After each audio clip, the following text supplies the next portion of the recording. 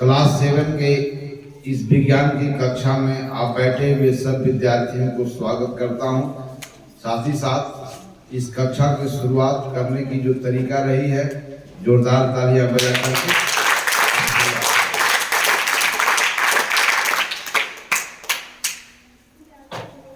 कक्षा क्लास 7 के विज्ञान का एक चैप्टर है। अध्याय का नाम है गति, दूरी एवं समय। बड़ी खूबसूरत अध्याय है और इस कक्षा में आज हम बिल्कुल एक नए अध्याय के बारे में जानने के लिए हम लोग एकत्र हुए हैं। तो अध्याय का नाम क्या है, एक बार आप बोल लें स्वयं। गति, दूरी एवं समय।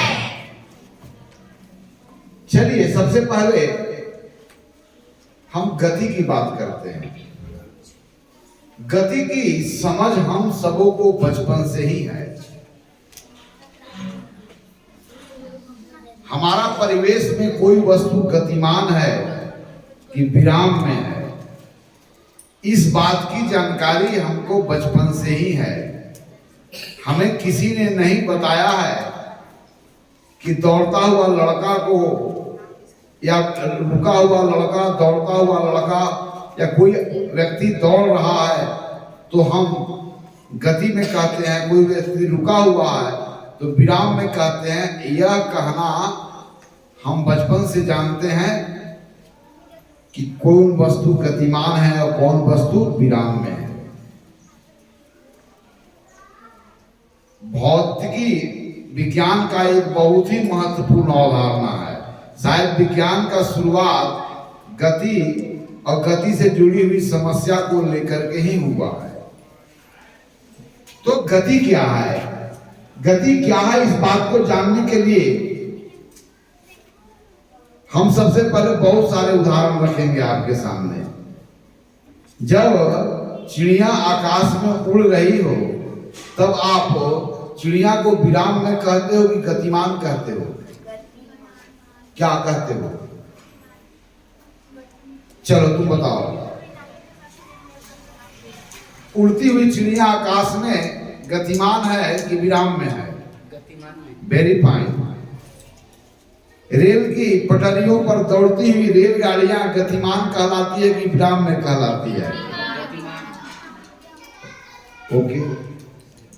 सड़क पर भागता हुआ दोस्त को तुम क्या कहते हो, गतिमान कहते हो कि विराम कहते हो? और हमेशा पलकें बंद करता हुआ खोलता हुआ, यानी पलकों को हिलाता हुआ कोई व्यक्ति हो तब उसकी पलक गतिमान कहलाएगी कि विराम में कहलाएगी? बहुत अच्छा। कोई अगर लड़का झूला में झूल रहा हो अर्थात झूलता हुआ झूला विराम का उदाहरण है कि गतिमान का उदाहरण है? आकाश में सूर्य को पूरब क्षितिज पर उगता है और नियमित पश्चिम के क्षितिज पर डूबता है, फिर नियमित अंतराल पर पूरब के क्षितिज पर उगता है। इस प्रकार आप सूरज को विराम में कहते हो कि गतिमान कहते हो? तो हमारे पास अनेकों उदाहरण है जब हम कहते हैं कि वह वस्तु गतिमान है और वह वस्तु विराम में है। ओके, चलो अब मुझे बताओ, यह टेबल गतिमान है कि विराम में है? यस। और यह बोर्ड, इस कमरा का दीवार और वह साउंड बॉक्स, अर्थात कोई वस्तु गतिमान है और कोई वस्तु विराम में है, यह आप सब जानते हो।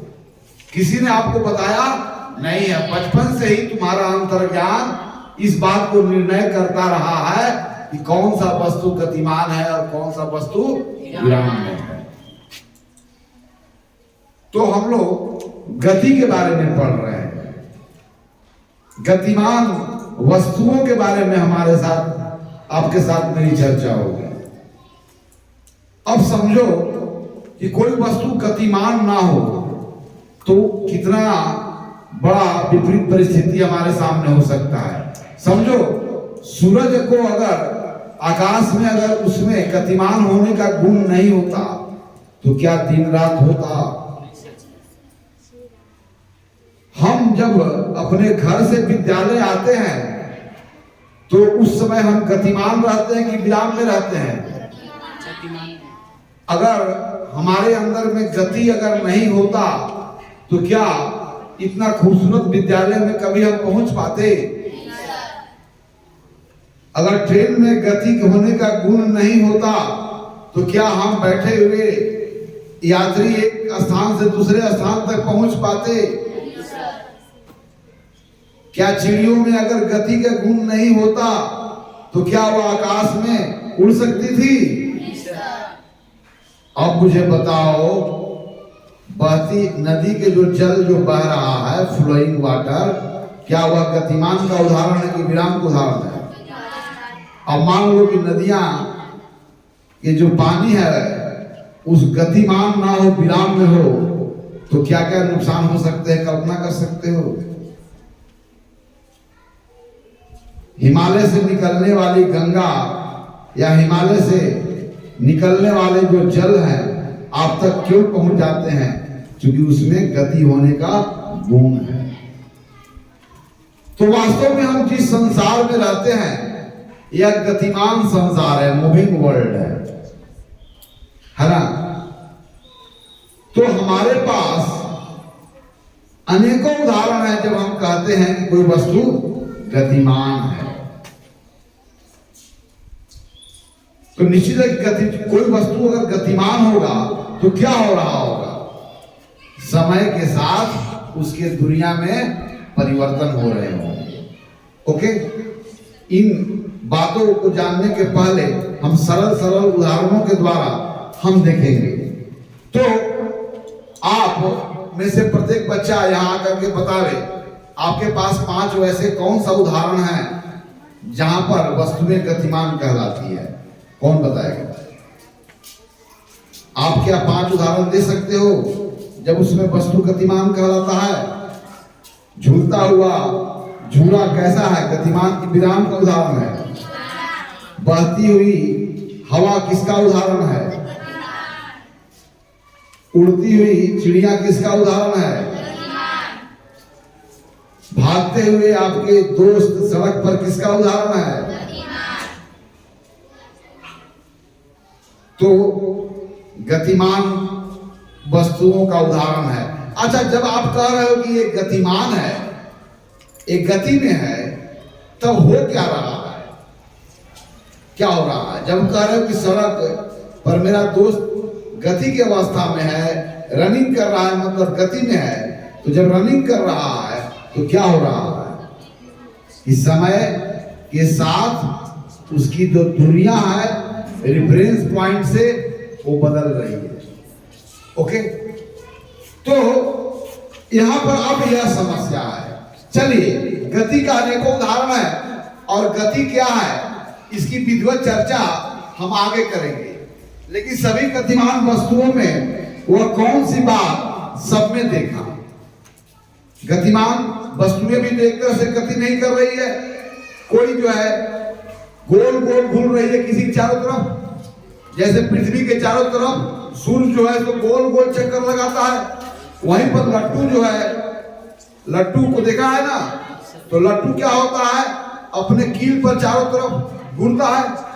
कोई जो है सो सीधा सड़क पर भागता जा रहा है, कोई झुलवा जो है वो आगे and fro, to and fro motion में रहता है, कोई जिग जैग रास्ता उसका पथ है। तो गतियां अनेक प्रकार के हमारे सामने हैं, अनेकों प्रकार की गतियां को देखते हैं और सभी गतियां में एक ही बात दिखती है कॉमन, वह यह बात है कि समय के साथ उसका जो है पोजीशंस में चेंजिंग आता है। हमेशा उसका पोजीशन क्या होता है? बदल रहा है। जब कोई गतिमान है वस्तु तो उसकी स्थिति हमेशा क्या हो रही है? बदल रही है ना? लेकिन अब मुझे बताओ, एक लड़का है ए और बी, और दोनों एक ही समय दौड़ना शुरू किए, लेकिन कुछ मिनट के बाद, 5 मिनट के बाद यह देखा गया कि बी जो है यहां पर है और ए उसके क्या है, पीछे है। ए और बी एक ही बिंदु से इस सरल रेखा के अनुदिश दौड़ना प्रारंभ करते हैं, लेकिन 5 मिनट के बाद देखा गया कि बी जो है ए से क्या है, आगे है ना। तब तुम मुझे बताओ कि बी भी गतिमान है और ए भी क्या है, गतिमान है। बी में भी गति है और ए में भी, लेकिन किसमें ज्यादा गति है? या यहां पर आप कह रहे, इसमें दिमाग नहीं लगाने की जरूरत है, आप कहते हो, आप जो कहते हो वहीं से विज्ञान शुरू होगा जी। तो यहां पर बी का पोजीशन ए के पोजीशन से आगे होने के कारण आप यह कह रहे हो कि बी का गति ए का गति से क्या है, ज्यादा है। चलिए, अब कोई वस्तु एक सर्कुलर पाथ पर घूम रहा हो और कोई वस्तु एक सरल पाथ पर गमन कर रहा हो। यहां पर बॉडी जो है इस सर्कुलर पाथ पर मोशन में है और यहां पर कोई वस्तु एक सरल रेखा के अनुदिश मोशन में है। यहां पर भी आप कहते हो, जैसे यह जो है यहां पर व्यक्ति जो है 1 मिनट जब गुजर गया तो 1 मिनट के बाद पाया जाता है कि अपने इनिशियल पोजीशन से यह जो है 20 मीटर का यह दूरी तय किया है। 5 मिनट के बाद, 5 मिनट में पाया गया कि यह 20 मीटर का दूरी तय किया गया। लेकिन यहां पर जो सर्कल है इस पर पाया कि 5 मिनट में 300 बार चक्कर लगा लिया है। 5 मिनट में क्या बार चक्कर लगा लिया है? 300 बार। इसकी कुछ त्रिज्या होगी, मान लो कि इसकी 5 मीटर त्रिज्या है। अब बताओ कि इसको 500 बार चक्कर लगा लिया और यहाँ पर 20 मीटर जाने में 5 मिनट, और इस 5 मिनट में 500 बार चक्कर लगा लिया, तब यहाँ पर भी आप कहते हो कि इस स्थिति में वस्तु में ज्यादा गति है और यहाँ पर क्या है, कम गति है। अर्थात दोनों जगह वस्तुओं के अलग अलग गतिपथ होने के बावजूद भी आप ऐसा डिसीजन लेते हो अपने जीवन में कि इस वस्तु जो है वृत्ताकार पथ पर ज्यादा गतिमान है और वस्तु सरल रेखा में कम गतिमान है। ऐसा कहते हो कि नहीं कहते हो? जैसे उदाहरण ले, यहाँ चलो, इधर लाओ, इधर आओ, तुम आओ, चलो, तुम स्लोली वहां पर चलो। अब मैं देखना है, ये स्लोली धीरे से जाएगा, ये भी गति में है। अब देखो हमारा भी ये भी गति में है, कलम भी गति में है। चलो चलो धीरे धीरे जाओ, धीरे धीरे जाओ, चलते जाओ, keep on moving, keep on, चलते जाओ, चलो। और दोनों को देखो, तुम मत देखो, हमारे हाथ में कलम की गति और उस लड़के की गति को देखो। चलो, देखा? चलो तुम इधर आओ, तुम स्लोली चलो, यहां से यहां तक चलो। अब दोनों मोशंस को देखना, यह जो है एक सरल रेखा पर चल रहा है और यह जो है आगे पीछे गति कर रहा है, राइट है ना? चलो,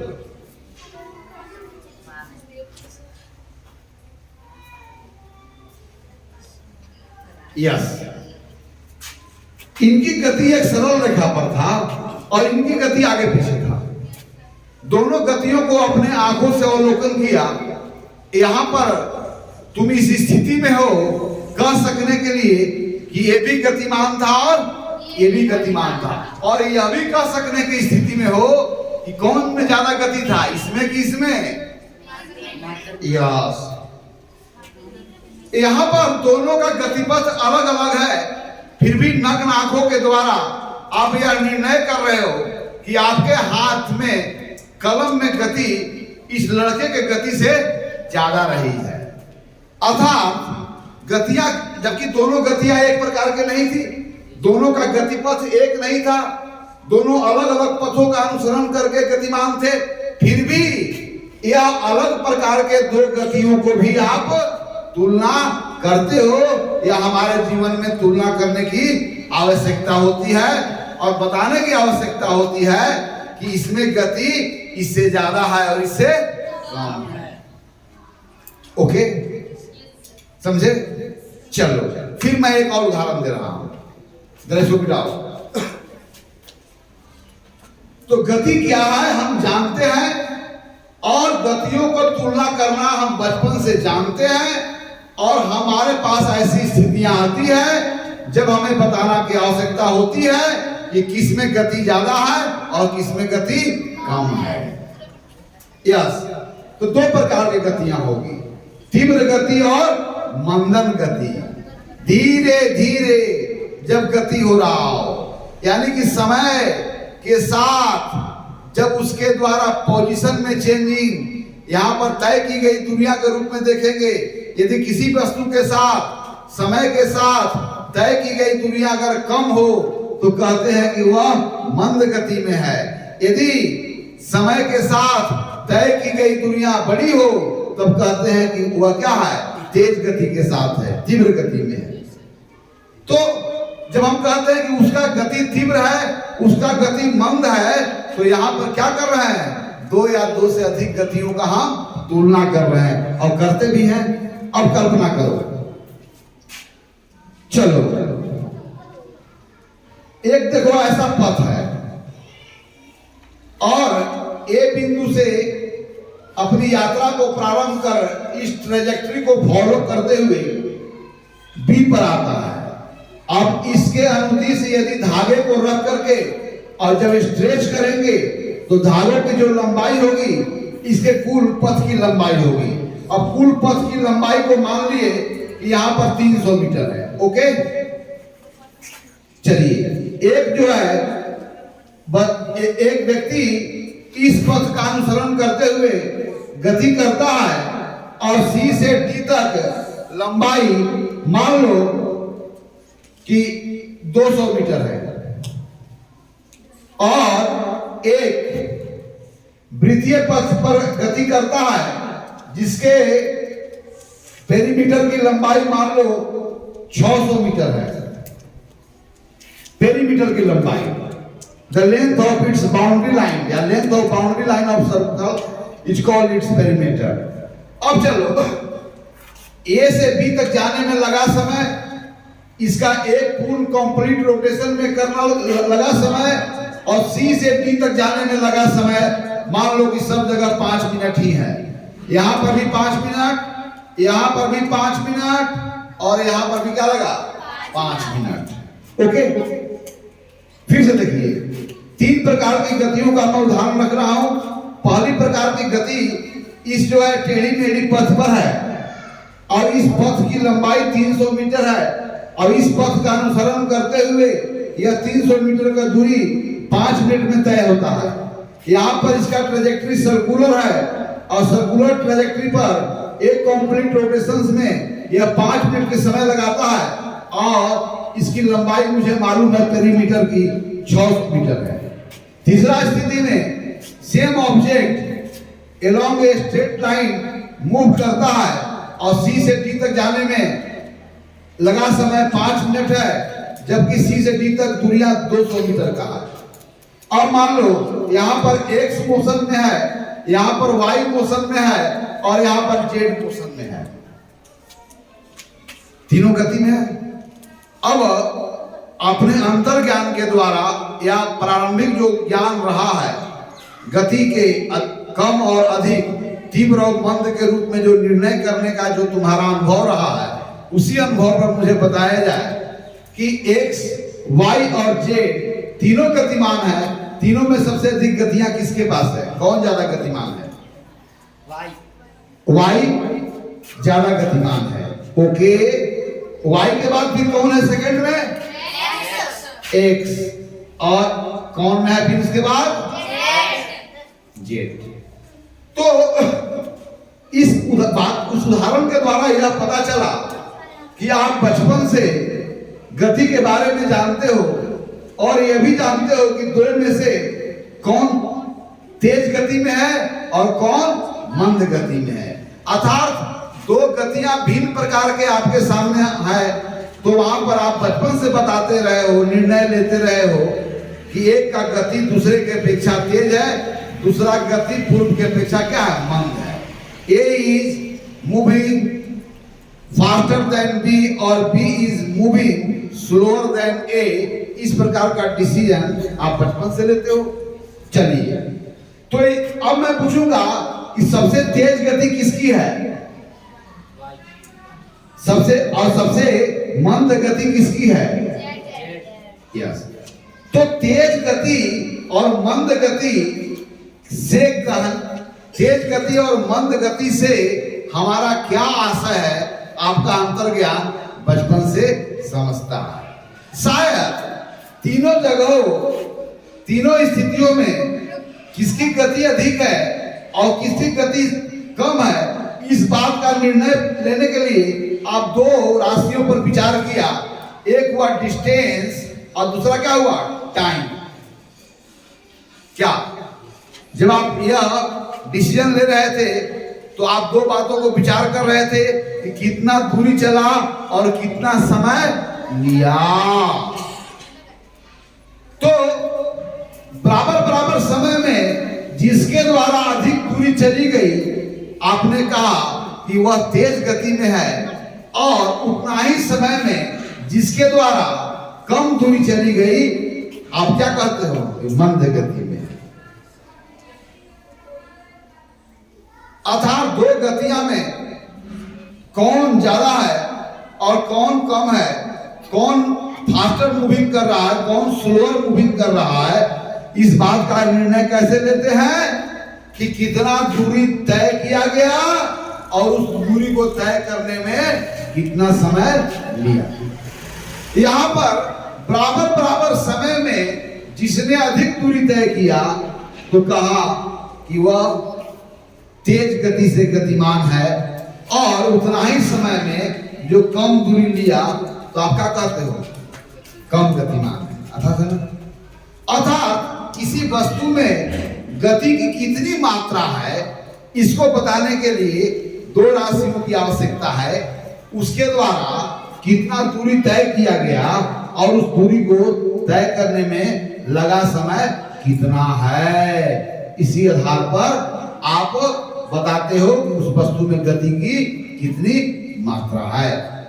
चलो इसको मिटाया जाए।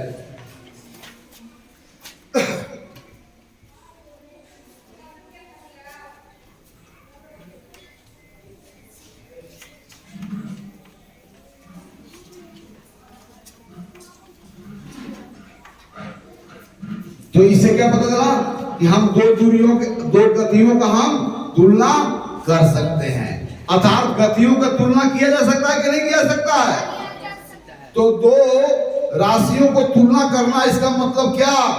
कि कौन बड़ा है, कौन छोटा है, कि बराबर है। यदि बड़ा है तो कितना बड़ा है, छोटा है तो कितना छोटा है। इन्हीं बातों को जानना तुलना करना कहलाता है।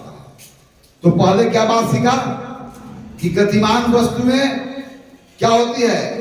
समय के साथ उनके स्थिति में क्या होता है? परिवर्तन होते हैं। यानी कि कोई वस्तु समय के साथ अपने स्थिति में परिवर्तन करता हो तब क्या कहते हैं? कि वह वस्तु गतिमान है, अन्यथा वह वस्तु विराम में है। ओके, तो सभी तरह की गतियों में हमने क्या देखा? गतिमान वस्तु, जो गतिमान वस्तु होते हैं वो समय के साथ क्या होता है? उनमें किसमें परिवर्तन? उनके स्थिति में। गतिमान वस्तु समय के साथ अपने स्थिति में परिवर्तन करते हैं, परिवर्तन लाते हैं।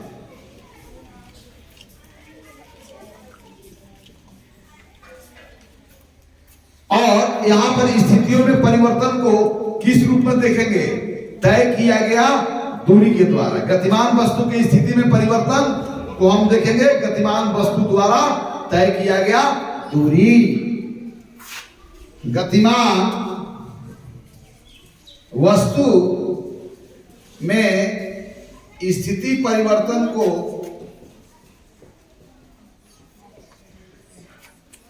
गतिमान वस्तु द्वारा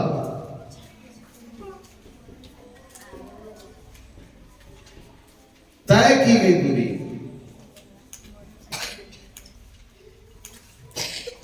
दूरी के रूप में देखेंगे।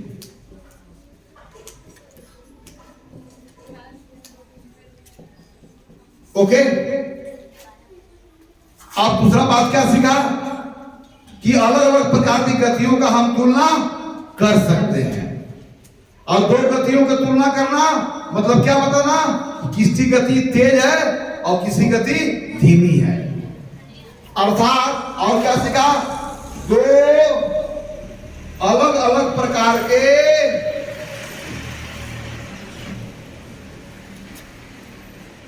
गतियों का तुलना किया जा सकता है।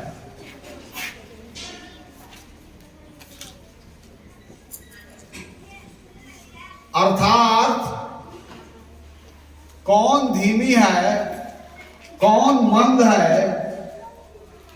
और कौन तीव्र है, यह बताया जा सकता है। ओके,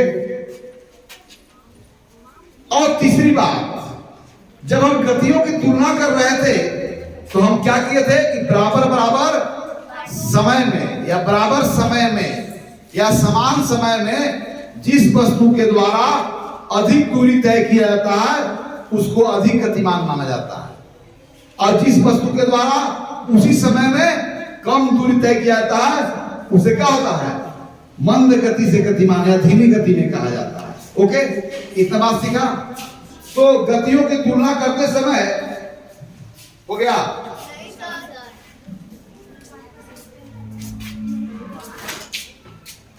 तो कैसे तुलना किया उस तीन उदाहरणों में कि समान समय में जिसने अधिक दूरी तय किया वो अधिक गतिमान थी, और उतना ही समय में जो कम दूरी तय किया वो कम गतिमान थी।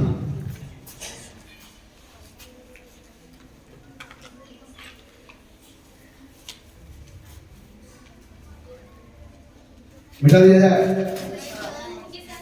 चलिए, बहुत सारे लिखवाएंगे बात। तो जो जो आपसे चर्चा कर रहे हैं और जिस क्रम में वो बातें आ रही है उसको मैं लिखते चला रहा हूं। चलिए, तो थोड़ी देर पहले तीन गतियों के बीच हमने तुलना किया था और यह बताया था कि वह अधिक गतिमान है, वह कम गतिमान है ना? तो दो या दो से अधिक गतियां में वह गति तेज मानी जाती है, तीव्र मानी जाती है। दो या दो से अधिक गति में, दो या दो से अधिक गतिमान वस्तुओं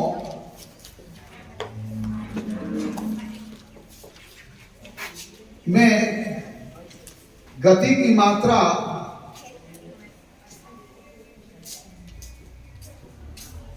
उस गतिमान वस्तु में अधिक मानी जाती है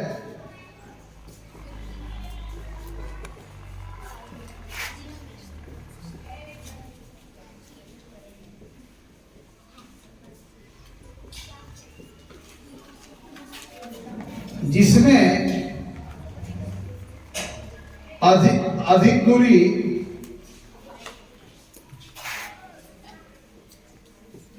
समान समय में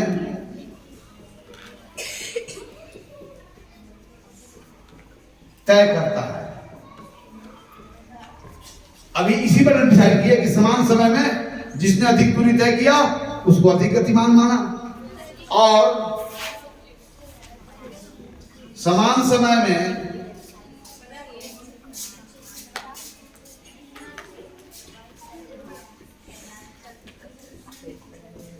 जिस वस्तु के द्वारा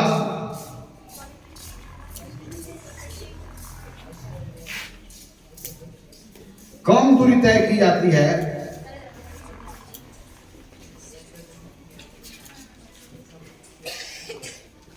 उसे मंद गति में कहा जाता है, स्लो मोशन में।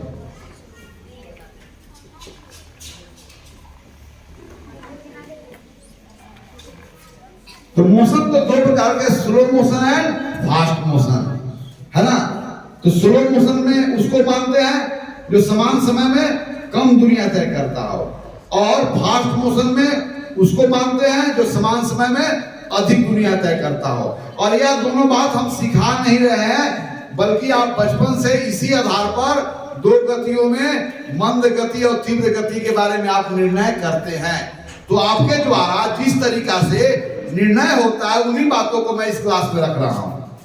और बाकी जो भी बातें होगी आपकी इसी जो समझ के साथ शुरू होगी, और यहीं से आगे बातें शुरू होगी, जितनी भी विशिष्ट बातें शुरू होगी। ये सब सामान्य सी बातें हैं, जैसा हम अपने दैनिक जीवन में करते हैं, गतियों की तुलना करते वक्त। ओके, तो आज के इस क्लास में समाप्त करने के पहले मैं आपको फिर से एक बार दोहरा देता हूं, जिन पर आपके साथ इतनी लंबी चर्चा हुई। हम जिस दुनिया में रहते हैं वो गतिमान संसार है। यहाँ पर हर कुछ गतिमान है। वास्तव में जिसको विराम में समझते हो, जब उच्च कक्षा में जाओगे तो आप पाओगे कि संसार का सभी कण, चाहे जितना भी छोटा हो, सब कण गतिमान है, कोई भी रेस्ट में नहीं है। लेकिन हमारी समझ में जो रेस्ट और मोशन का जो अवधारणा है, उसके आधार पर हम आपके साथ चर्चा कर रहे हैं। तो वैसे भी अगर गति जैसा चीज नहीं होता तो हम विद्यालय आ नहीं पाते। गति जैसा चीज नहीं होता तो दिन रात की घटना नहीं होती, मौसम में परिवर्तन नहीं होता। गति जैसा चीज नहीं होता तो हिमालय के चोटियों पर पिघलते ग्लेशियर से जो पानी है वो आप तक नहीं आता, इसलिए कि वह गतिमान है। अगर गति नहीं होता तो हमारे शरीर में खून का संचार नहीं होता, फिर उस स्थिति में जीवन के बारे में कल्पना करना बिल्कुल असंभव होता। अगर गति नहीं होता तो हमारे मुख में डाला हुआ भोजन विभिन्न अंगों से गुजरते हुए फिर बाहर निकलता है, तो यह सब होता है गति के कारण। तो वास्तव में हम इस गतिमान दुनिया में रहते हैं, जहां पर अलग अलग प्रकार की गतियां हैं और उन गतियां के अलग अलग प्रभाव है ना। तो इन सारी बातों को हम आगे जानेंगे। आज चूंकि इस चैप्टर का शुरुआत है, जहां पर गति, मोशन और डिस्टेंस एंड टाइम, तो गति क्या है और गति का मापन हम लोग दूरियां और समय के संदर्भ में करते हैं। इसलिए यहाँ पर 3 राशियों के बारे में जानना है। तो आज हम यहीं पर इस क्लास को ओवर करते हैं। फिर अगली कक्षाओं में इसी अध्याय से संबंधित हम बातों को हम आपसे जारी रखेंगे।